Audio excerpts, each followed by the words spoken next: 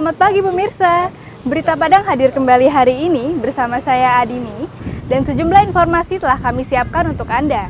Berikut selengkapnya.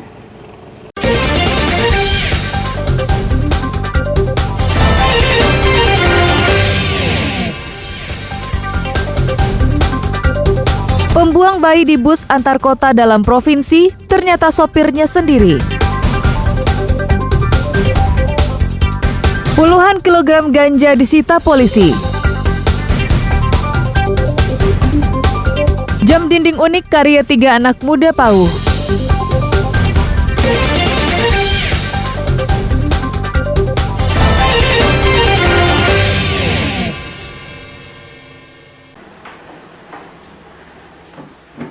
Hanya dalam tempo 2 hari, polisi berhasil mengungkap identitas siapa orang tua yang membuang bayinya.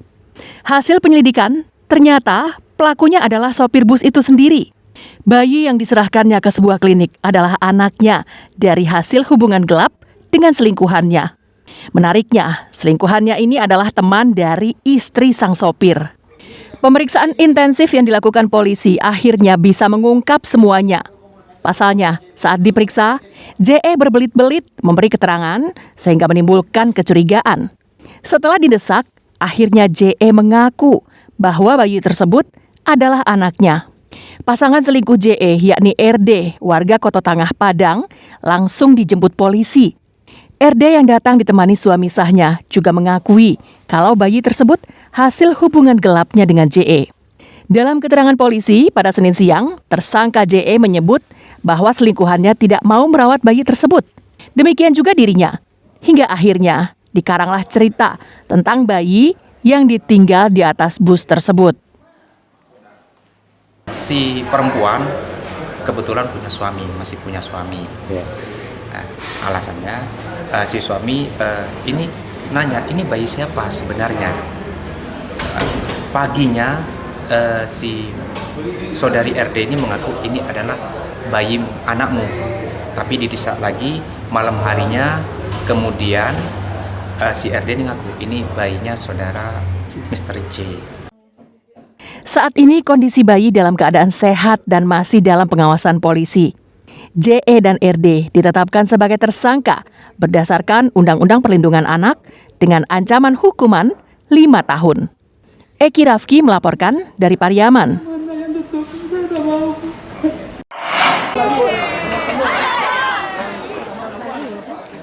Entah bagaimana caranya, tiba-tiba saja seseorang dengan gangguan jiwa ODGJ ini sudah berada di atap kantor Dukcapil Padang Pariaman di Desa Kampung Baru, pusat kota Pariaman, pada Minggu malam. Orang yang tak berbaju ini berjalan-jalan di atap yang mempunyai ketinggian 7 meter.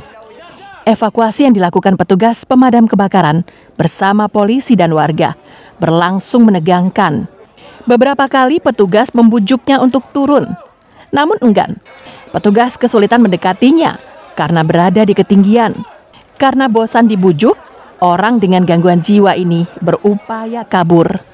Namun upayanya tak berhasil karena terpeleset dan jatuh. Petugas menderita luka ringan akibat ditimpa atap seng yang lepas. Evakuasi berlangsung selama 2 jam dan menjadi perhatian warga yang menimbulkan keramaian. Kesulitannya memang kita korban di atas atap, kita menghindari beliau jatuh dari atap loteng. Akhirnya kami bujuk terus, akhirnya si Iqbal ini bisa turun. Orang dengan gangguan jiwa ini dibawa ke RSUD Pariaman guna diperiksa dan dirawat. Eki Rafki melaporkan dari Pariaman.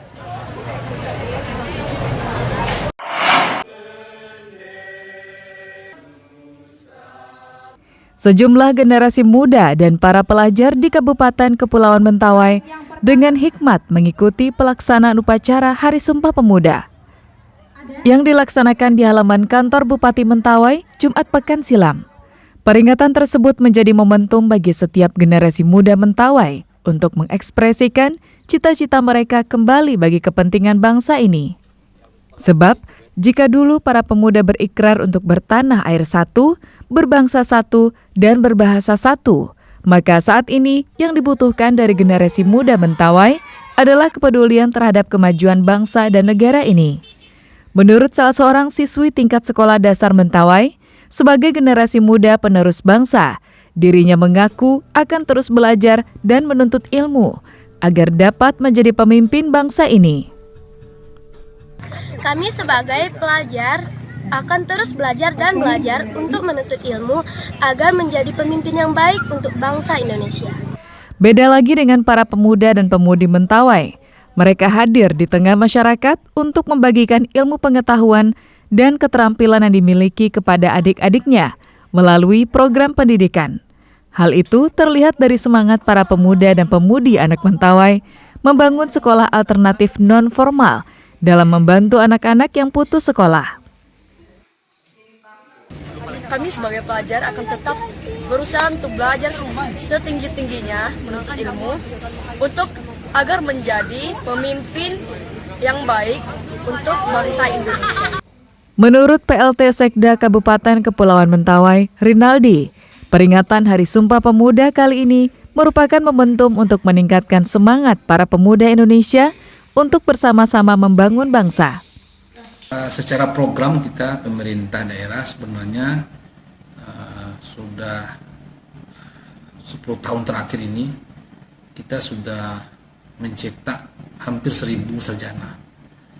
Itu merupakan program unggulan yang ada di Kabupaten Mentawai, yaitu Mentawai Cerdas. Malahan kita sekarang berupaya bagaimana perguruan tinggi itu ada di sini. Bisa kita dorong untuk menjadi politeknik negeri, sehingga peluang pemuda-pemudi Mentawai untuk bisa menimba ilmu lebih cepat terakses. Salah satu cita-cita besar pemerintah Kabupaten Mentawai adalah memiliki satu perguruan tinggi, baik itu negeri maupun swasta, agar putra-putri Mentawai dapat melanjutkan pendidikan tingginya di Mentawai tanpa harus keluar. Beni Eka Putra melaporkan dari Mentawai.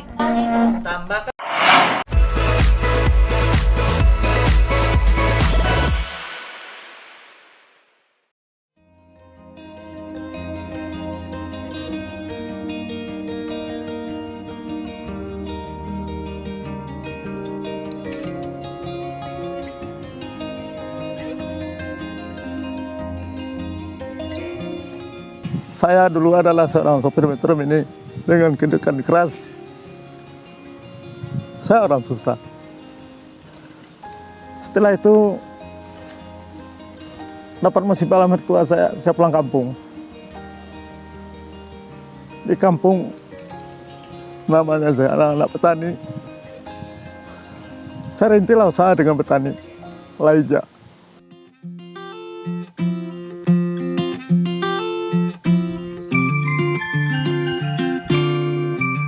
Itu pada tahun 2000 saya bersihin lahan ini, saya tanam dengan durian. Berhubung durian ini ada batu pelindung, saya tanam jagung yang pertama. Saya habis jagung, kena jagung satu kali, panen hasilnya nggak ada lagi. Saya tanamlah pelahija ini yang cukup menggiurkan, bisa panen semansa, kata-kata orang bisa panen aja 8 bulan. Berhubung saya dulu pulang tahun 95, merintis usaha dengan tani, yang lain udah berhasil. Ini tujuan saya daerah Gunung Tigo ini adalah untuk agrowisata dari hasil tani. Pengalaman hidup saya keras. Waktu jadi sopir metro mini, kita kehidupannya keras. Terminal, pangkalan. Pangkalan pengaruhnya judi, terminal pengaruhnya berantem.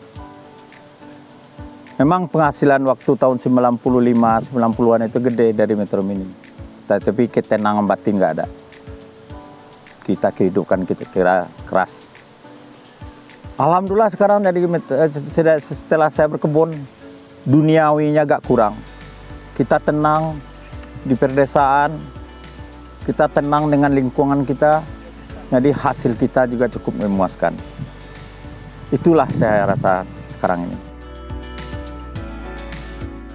Saya sangat bersyukur banget saya bisa membantu masyarakat keliling dengan jerih payahnya dia atau keluarga saya yang bantu saya bisa menikmati hasil kebun kita ini. Saya bersyukur.